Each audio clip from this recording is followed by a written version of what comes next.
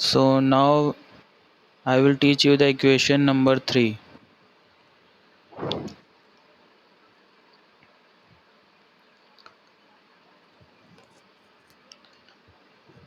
Figure हम वही use करेंगे जो लास्ट क्लास में यूज़ किया था हमने। तो यहाँ पर क्या करना है, जो ये डायग्राम गिवन है,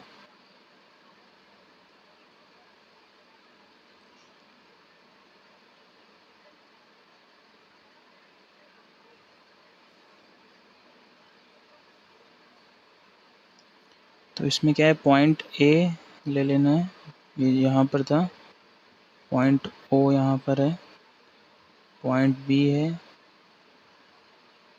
इधर ई है, यहाँ पर डी पॉइंट है और इधर सी पॉइंट है। तो लास्ट क्लास में जैसे था वैसे ही है। लास्ट क्लास में हमने एस की वैल्यू निकाली थी, तो डिस्टेंस की वैल्यू हमारी फाइंड आउट हो गई थी। इसके बाद अगर हम जो हमने एरिया फाइंड आउट किया था, यानी कि डिस्टेंस निकालने के लिए हमको एरिया निकालना होता है, तो जो एरिया निकालना था वही अगर हम यहाँ पर फिर से फाइंड आउट करेंगे, तो अगर जब हमें एरिया निकालना है तो उसके लिए यहाँ पर जो हमें दिखाई पड़ रहा है, ये ट्रेपेज़ाइडल दिखाई पड़ रहा है। तो ट्रेपेज़ाइडल का जो एरिया निकालते हैं तो उसका फॉर्मूला क्या होता है? एनिमल टेल मी।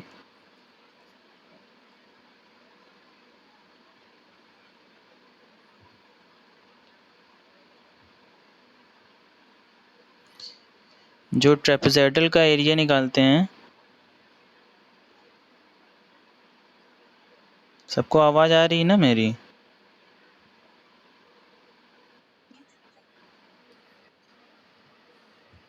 ठीक है, तो ट्रेपेज़ाइडल का जब हम एरिया निकालते हैं तो क्या करते हैं कि उसकी जो लेंथ होती है उन दोनों का सम करते हैं, इंटू 1/2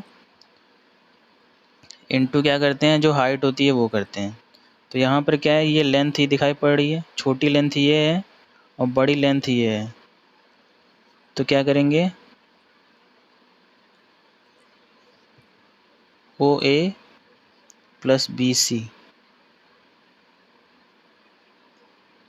इंटू क्या करेंगे, 1/2 ओ सी।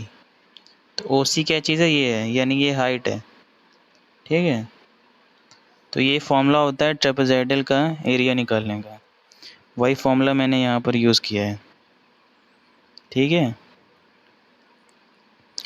फॉर्मूला ही यूज़ किया है, इसमें और कुछ चीज़ मैंने नहीं की है। इसके बाद क्या है, इसी चीज़ को अगर हम जब v और u और t के फॉर्म में अगर जब हम लिखेंगे तो कैसे लिख पाएंगे इस चीज़ को?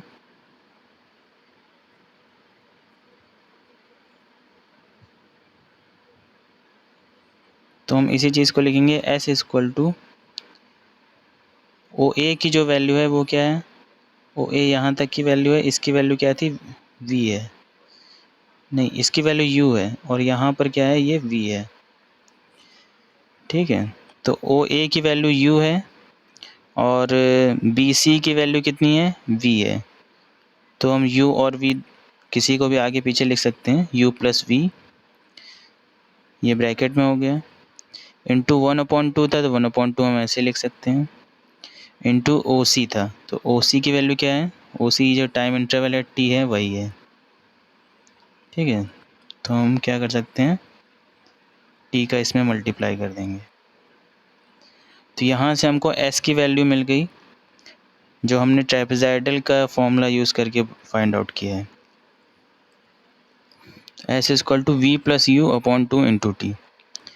ठीक है, अब इसके बाद हम क्या करेंगे, जो पहली इक्वेशन हमारे पास थी, मोशन ऑफ फर्स्ट इक्वेशन,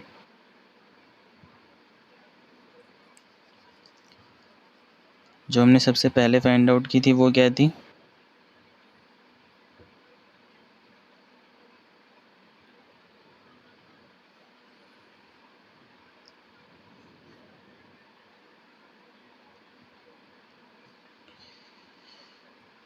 वो क्या आई थी, a बराबर v minus you upon T.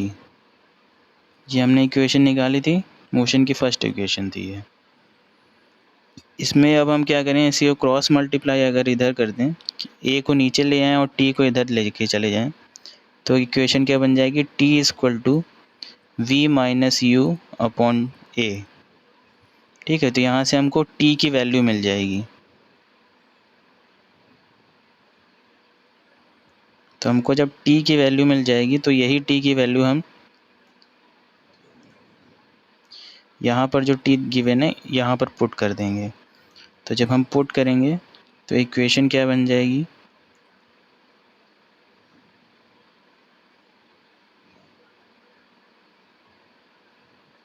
तो जो इक्वेशन बनेगी वो क्या बनेगी, S is equal to U plus V upon two into क्या होगा, V minus you upon A. तो इन दोनों को जब हम मल्टीप्लाई कर देंगे तो एक पूरी इक्वेशन मिलेगी। जैसे जो फॉर्मूला होता है a plus b into a minus b, तो ये क्या फॉर्मूला बन जाता है, a square minus b square. तो वही हम यहाँ पर यूज़ कर लेंगे। तो v square minus you square upon two a, ये यहाँ से निकल के आ जाएगा।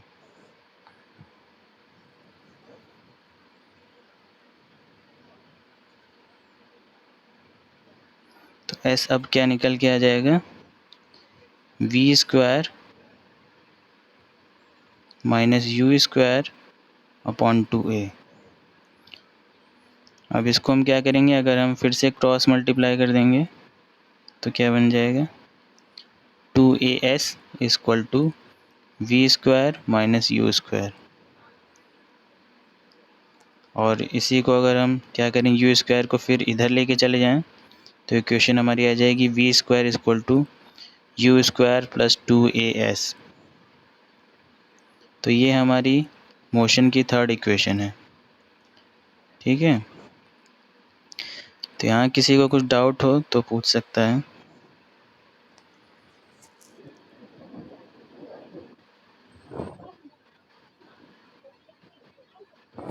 हाँ, ये मोशन की इक्वेशन है। 3 इक्वेशंस होती हैं, इसी पर न्यूमेरिकल्स होते हैं। तो कैसे ड्राइव हुआ है वो मैं अभी तक बता रहा था।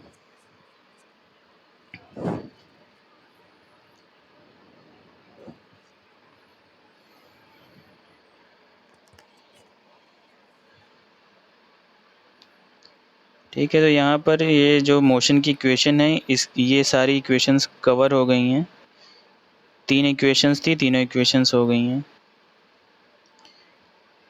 और अगर किसी को कुछ बुक में गिवन है equation of for position velocity relation, point number 3 page number 260।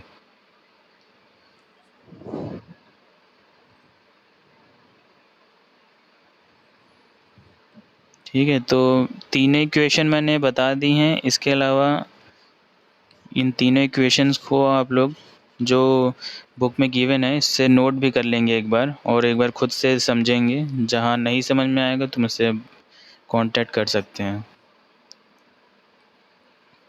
ठीक है, तो जो पहली इक्वेशन है उसको जैसे लिखा है from the graph it is observe that, तो वहाँ से केवल एक बार आप लोग कॉपी में लिखेंगे अपनी, और इक्वेशन जो ड्राइव हुई है वहाँ तक पूरा लिखेंगे। उसके बाद सेकंड इक्वेशन जो है equation for position time relation, तो इसमें भी जो लिखा है एस से स्टार्ट करना है। एस बराबर area O A B C which is a trapezium. तो यहाँ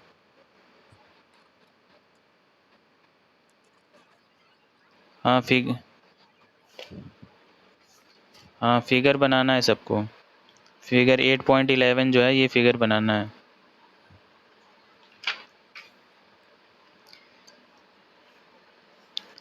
ठीक है, फिर इसके बाद एक इक्वेशन, हाँ फिगर एक ही बार बना सकते हैं।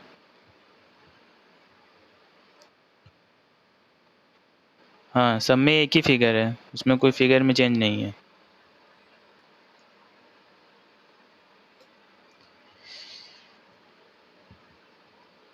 ठीक है, तो थर्ड इक्वेशन में भी जहाँ एस से स्टार्ट किया जाएगा और लास्ट में जहाँ पर इक्वेशन ड्राइव हुई है वहाँ तक ले जाना है। तो ये सब लोग अपनी कॉपी में नोट कर लेंगे एक बार, और सैटरडे को मैं आऊँगा कॉलेज, तो वहाँ जब किसी कुछ डाउट होगा तो आ सकता है, पूछ सकता है।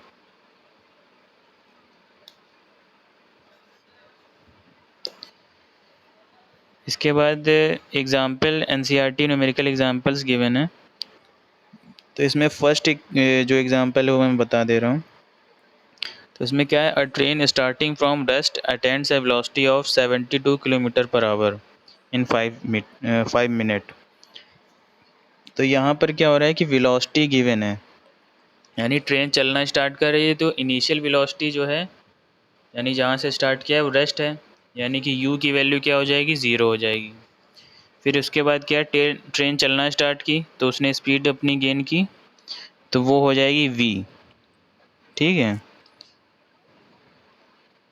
वो कितनी हो जाएगी, 72 किलोमीटर पर आवर।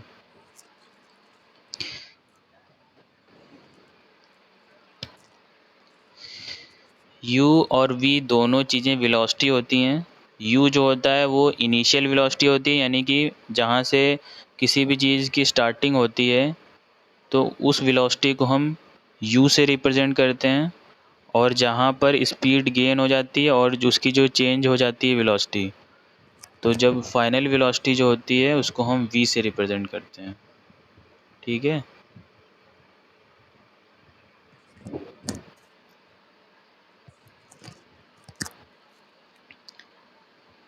अब इसमें हम क्या करेंगे, हमको फाइंड आउट करना है एसिलरेशन। तो एसिलरेशन का फर्स्ट इक्वेशन में हमारा फॉर्मूला है, उसी फॉर्मूले का यूज़ करेंगे। तो फर्स्ट इक्वेशन में फॉर्मूला में क्या मिला था, a equal to we minus you upon T. इसी फॉर्मूले का यूज़ करेंगे। इसमें गिवन है v की वैल्यू कितनी है, 72 किलोमीटर पर आवर है, तो इसको कन्वर्ट करना पड़ेगा मीटर पर सेकंड में, क्योंकि सारी वैल्यू मीटर पर सेकंड में है। तो ये जब कन्वर्ट करेंगे 72 इंटू 5/18 से मल्टीप्लाई करेंगे तब कन्वर्ट हो जाएगा। तो ये करेंगे तो कितना आएगा, ये 4 टाइम्स जाएगा, ये आ जाएगा 20। ठीक है, तो ये 20 मीटर पर सेकंड आ जाएगी वैल्यू, मीटर पर सेकंड में जब हम लिखेंगे, ये वहाँ पुट कर देंगे तो कितना हो जाएगा, 20 माइनस ज़ीरो, ज़ीरो क्या है, इनिशियल वेलोसिटी थी इसलिए ज़ीरो थी, अपॉन टाइम। तो टाइम यहाँ पर गिवन है 5 मिनट, तो 5 मिनट को हम सेकंड में कन्वर्ट करेंगे। तो 1 मिनट में 60 सेकंड होते हैं, तो 5 मिनट में 300 सेकंड्स हो जाएंगे। ठीक है, तो ये वैल्यूज़ हम जब पुट कर देंगे तो कितनी आ जाएगी, 20/300, सॉल्व करेंगे 1/15 इक्वल टू 0.067 मीटर पर सेकंड स्क्वायर। ठीक है, यहाँ किसी को कुछ डाउट तो नहीं।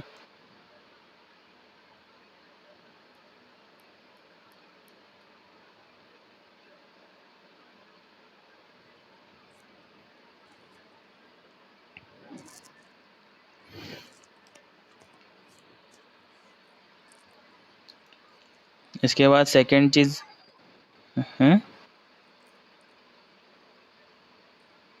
हाँ बताओ क्या पूछना है।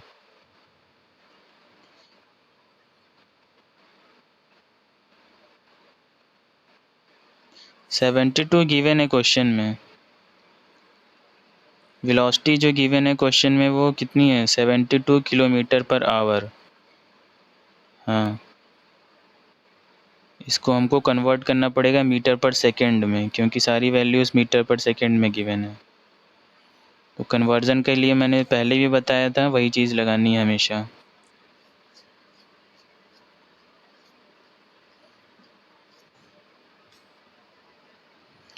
इसके बाद सेकंड चीज़ इसी क्वेश्चन में क्या निकालना है, डिस्टेंस निकालना है। तो डिस्टेंस का जो हमारा फॉर्मूला आया है वो थर्ड इक्वेशन में क्या है, 2as equal to V square minus you square.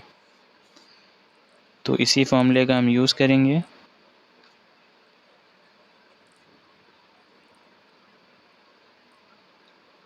तो इसमें क्या करेंगे, s हमें निकालना है, तो s बराबर हो जाएगा we square minus you square upon 2a। तो अब जो वैल्यूज़ हैं वो सारी पुट कर देंगे तो हमारा फॉर्मूला निकल के आ जाएगा, वी स्क्वायर यानी कि 20 स्क्वायर माइनस यू ज़ीरो है अपॉन 2a, तो a की वैल्यू हमारी निकल के आई है 0.667।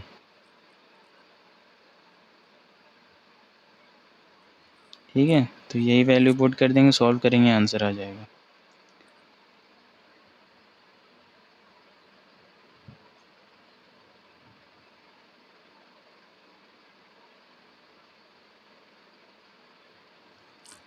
तो s की वैल्यू कितनी आ जाएगी, 3 किलोमीटर पर आवर आ जाएगी। s की वैल्यू 3 किलोमीटर आ जाएगी। ठीक है, तो ये क्वेश्चंस मैंने होमवर्क में दिए भी थे, तो एक बार सब लोग अपनी कॉपी में 5 क्वेश्चंस लगा लेंगे, और किसी भी क्वेश्चन में कोई डाउट हो तो सैटरडे को आके कोई भी क्लास में पूछ सकता है, और पर्सनली भी अगर कोई डाउट हो तो पूछ सकते हो।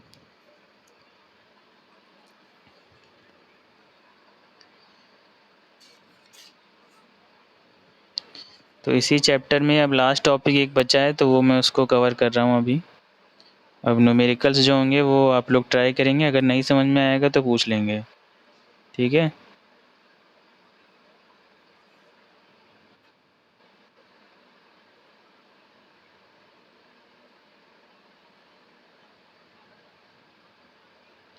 नेक्स्ट टॉपिक क्या है, uniform circular motion.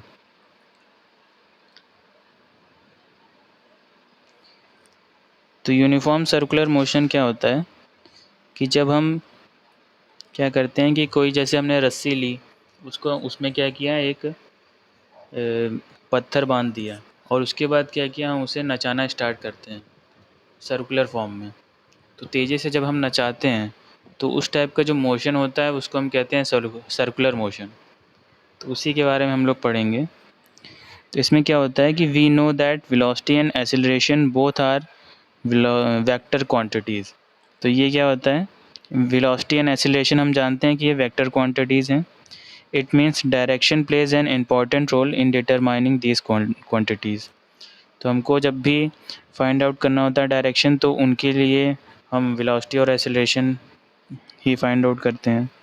Consider following figure, if path is rectangular the object change its direction 4 times to reach the original point. तो हम क्या करते हैं, अगर हम एक पॉइंट कंसीडर करते हैं, जैसे फिगर गिवन है बुक में, कैसा है, रेक्टेंगुलर गिवन है। तो इसमें हम क्या करते हैं कि इसमें अगर फिगर हम देखें तो क्या हो रहा है कि डायरेक्शन जो है वो 4 टाइम चेंज हो रहा है। एक बार क्या हो रहा है, साउथ की तरफ जा रहा है, एक बार नॉर्थ की तरफ जा रहा है, एक बार ईस्ट की तरफ जा रहा है, एक बार वेस्ट की तरफ जा रहा है। तो डायरेक्शन 4 टाइम चेंज हो रहा है। तो if path is the rectangular the object changes direction 4 times to reach original point. तो यहाँ ओवरऑल 4 बार जो है, 4 टाइम्स जो है वो क्या हो रहा है, पाथ चेंज हो रहा है। Similarly, in case of a hexagonal and octagonal paths, the object change its direction 6 time. इसी तरह अगर हम हेक्सागोनल की बात करें तो इसमें क्या हो रहा है कि पाथ जो है वो 6 टाइम चेंज होता है, और ऑक्टागोनल की बात करें तो इसमें 8 टाइम्स पाथ जो है वो चेंज हो रहा है। तो ऐसे जैसे हम धीरे धीरे बढ़ते जाते हैं, शेप हमारा जितना सर्कुलर की तरफ कन्वर्ट होता है, उतना टाइम जो है वो डायरेक्शन लगातार चेंज होता रहता है। In circular path there are infinite turns, so the object has to change its direction infinite times, in other words every time। तो क्या हो रहा है, सर्कुलर पाथ में क्या हो रहा है कि इनफाइनाइट टाइम जो है वो डायरेक्शन चेंज हो रहा है, यानी हर पॉइंट पे कुछ ना कुछ डायरेक्शन में चेंज होता जा रहा होगा, तब वो सर्कुलर पाथ में कन्वर्ट हो जा रहा है। When a motion takes place in a straight line, there is no change in the direction। तो अगर क्या होता है कि स्ट्रेट लाइन मूव करती है कोई भी चीज़, तो उसमें कोई भी डायरेक्शन में चेंज नहीं होता है। So acceleration occur only due to change in the magnitude of the velocity. तो एक्सेलरेशन तभी होता है जब वेलोसिटी में चेंज हो, उसके मैग्नीट्यूड में चेंज हो, तब एक्सेलरेशन होता है। In case of circular motion there is a regular change in the direction of moving object.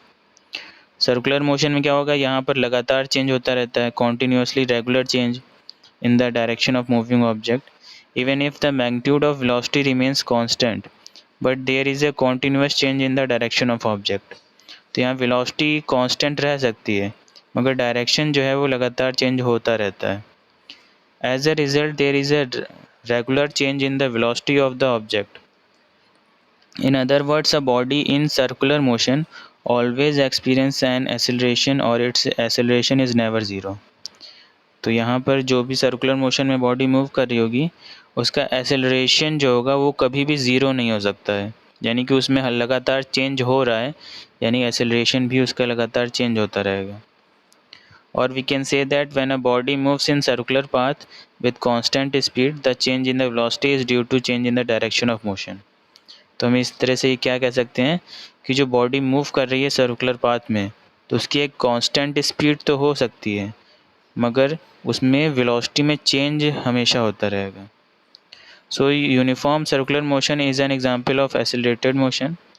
When an object moves in circular path with uniform speed it's motion is called uniform circular motion. जब object जो होती है वो circular form में move करता है और uniform speed रहती है तो उसको हम क्या कहते हैं, यूनिफॉर्म सर्कुलर मोशन. उसके बाद uniform circular motion is an example where an object does not change its magnitude of velocity but change only its direction of motion.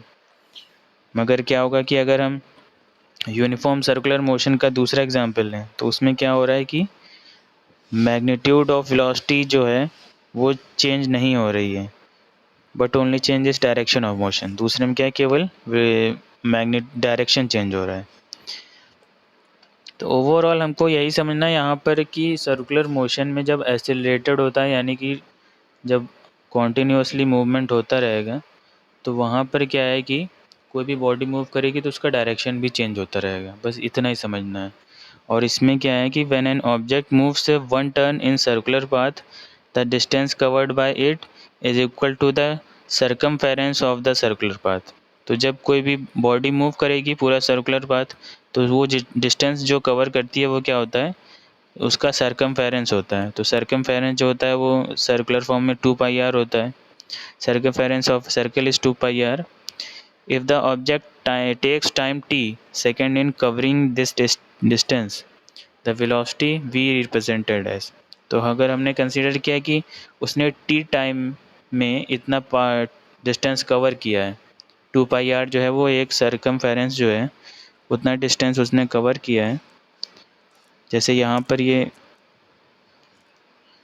दिखाई पड़ रहा है, जैसे ये पाथ है तो यहाँ पर ये जो पूरा सर्कमफेरेंस है तो ये होगा 2πr और ये कवर किया उसने t टाइम में तो हम t से डिवाइड कर देंगे तो ये हमें मिल जाएगा वेलोसिटी. तो सर्कुलर फॉर्म में अगर हमें वेलोसिटी फाइंड आउट करनी होती है तो उसका फॉर्मूला ये होता है v = 2πr/t. ठीक है. यहाँ r क्या है, रेडियस है, radius of circular path, t = क्या टाइम है. इसके बाद नेक्स्ट क्या है, direction of motion in circular path. The direction of motion in circular path at any given time is always tangential to that point. तो अगर हमें किसी भी पॉइंट पर फाइंड आउट करना है कि डायरेक्शन कैसा होगा तो वो हमेशा कैसा होता है, टेंजेंशियल. यानी कि अगर तुमने कभी टेंजेंट ड्रॉ किया होगा किसी भी सर्कल पर जब हम टेंजेंट ड्रॉ करते हैं तो कैसा होता है, वो हमेशा परपेंडिकुलर होता है ना. तो जो टेंजेंट ड्रॉ होता है वो हमेशा परपेंडिकुलर होता है. यहाँ पर जैसे कहीं पर भी टेंजेंट ड्रॉ करते हैं तो टेंजेंट जो होता है वो परपेंडिकुलर होता है. जैसे अगर हमने क्या किया, जैसे मैंने एक एग्जांपल अभी बताया कि लट्टू को या किसी पत्थर को हम अपने धागे में बांध लें, थ्रेड में, और उसके बाद उसको नचाते हैं तो उसको अगर हम छोड़ देते हैं, नचाते नचाते तेज़ी से नचा रहे हैं उसके बाद छोड़ देते हैं तो क्या होता है, वो तेज़ी से एक डायरेक्शन में जाता है. तो जिस डायरेक्शन में वो मूव कर रहा होता है पर्टिकुलर उस टाइम पर उसी डायरेक्शन में वो मूव कर जाता है, वहीं जा कर के वो गिर जाता है. तो वो जो डायरेक्शन होता है वो टेंजेंट डायरेक्शन होता है, वो 90 डिग्री की डायरेक्शन पर होता है. ठीक है. It is always tangential at that point. इसी में यहाँ पर ये एग्जांपल गिवन है, consider a stone which is rotated very fast in a circular path. Suppose if the stone is released where it will go. तो अगर हम उसको छोड़ देते हैं पत्थर को तो कहाँ जाएगा, it goes in straight line. Why? This is because the direction of motion at a point in circular path is tangent at that point. तो उसमें क्या होता है, सर्कुलर पाथ में जो मोशन होता है वो टेंजेंशियल होता है. ये फिगर गिवन है, फिगर में देख सकते हैं। ठीक है, तो this shows that direction of motion changes at every point when an object moves in the circular path. इसमें और एग्जांपल गिवन है, जैसे क्या होता है कि मोशन ऑफ मून होता है और अर्थ का होता है, तो उसका भी सर्कुलर पाथ ही होता है। सैटेलाइट जो मूव करते हैं, तो जैसे चंद्रयान 2 वगैरह गए हैं, तो उसमें क्या होता है, उसमें भी यही फार्मूला अप्लाई किया गया था। जैसे एक मूवी आई थी चंद्रयान 2 करके अक्षय कुमार की, तो उसमें भी यही दिखाया गया था कि कैसे सर्कुलर पाथ मूव करता है।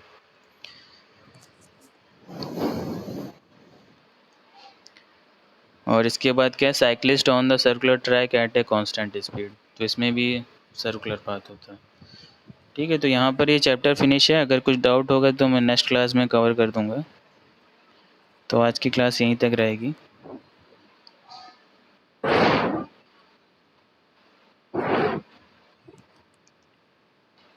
Okay, welcome.